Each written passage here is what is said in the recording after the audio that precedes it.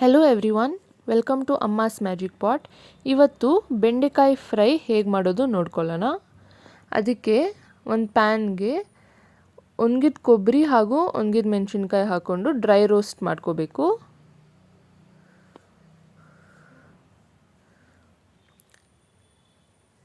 ಎರಡು dry roast ಆದಮೇಲೆ ಒಂದು ಬ್ಲೆಂಡರ್ಗೆ ಹಾಕ್ಕೊಂಡು ರುಬ್ಕೋಬೇಕು. ಈ ಮಸಾಲೆನ ತರತರೆಯಾಗಿ ರುಬ್ಕೊಂಡ್ರೆ ಸಾಕು. ಬೆಂಡೆಕಾಯಿ ಫ್ರೈಗೆ ಹಾಕೋ ಮಸಾಲ ರೆಡಿಯಾಗಿದೆ. ಅದಾದ ನಂತರ ಒಂದು ಪ್ಯಾನ್ಗೆ ಎಣ್ಣೆ ಹಾಕ್ಕೊಂಡು ಸಣ್ಣದಾಗಿ ಕಟ್ ಮಾಡ್ಕೊಂಡಿರೋ ಬೆಂಡೆಕಾಯಿನ ಹಾಕ್ಕೊಂಡು ಫ್ರೈ ಮಾಡ್ಕೋಬೇಕು.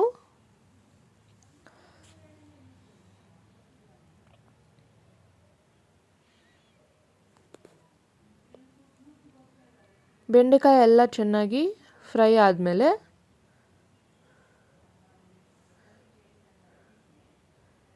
ಒಂದು ತಟ್ಟೆಯಲ್ಲಿ ಎತ್ತಿಟ್ಕೋಬೇಕು.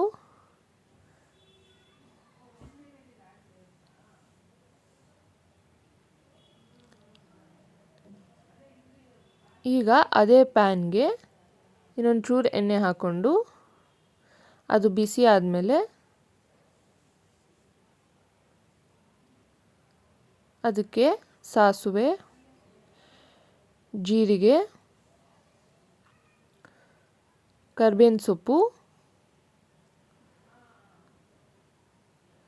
ಕ್ರಷ್ ಮಾಡ್ಕೊಂಡಿರೋ ಗಾರ್ಲಿಕ್ ಹಾಗೂ ಸಣ್ಣದಾಗಿ ಕಟ್ ಮಾಡ್ಕೊಂಡಿರೋ ಈರುಳ್ಳಿನ ಹಾಕ್ಕೊಂಡು ಫ್ರೈ ಮಾಡ್ಕೋಬೇಕು.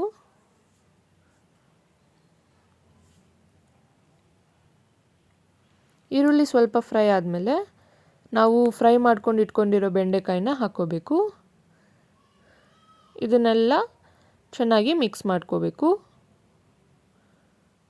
ಇದಕ್ಕೆ ಒಂಚೂರು ಅರಿಶಿಣದ ಪುಡಿ ಹಾಗೂ ರುಚಿಗೆ ತಕ್ಕಷ್ಟು ಉಪ್ಪು ಹಾಕ್ಕೋಬೇಕು.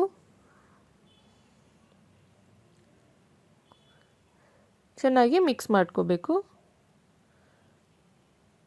ಉಪ್ಪೆಲ್ಲ ಚೆನ್ನಾಗಿ ಮಿಕ್ಸ್ ಆದಮೇಲೆ ನಾವು ರುಬ್ಕೊಂಡಿರೋ ಮಸಾಲಾನ 1-2 ಸ್ಪೂನ್ ಹಾಕ್ಕೊಂಡು ಮಿಕ್ಸ್ ಮಾಡಿಕೊಂಡ್ರೆ ಬೆಂಡೆಕಾಯಿ ಫ್ರೈ ರೆಡಿಯಾಗಿದೆ.